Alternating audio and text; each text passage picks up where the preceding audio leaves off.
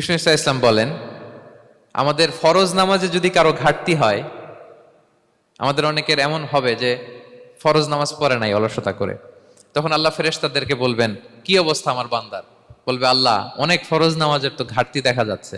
তখন আল্লাহ বলবে, উনদুরু হাল্লি আবদি মিন তাতাওয়ু, ফরজে যদি ঘাটতি থাকে দেখো তো আমার বান্দার কিছু নফল নামাজ আছে কিনা। ফেরেশতারা এবার খুঁজে দেখবে, হ্যাঁ এই বান্দার অনেক নফল নামাজ আছে। তখন আল্লাহ বলবে, ঠিক আছে, এই নফল গুলোরে ফরজের ভেতরে ঢুকাইয়া মেকআপ করে দাও।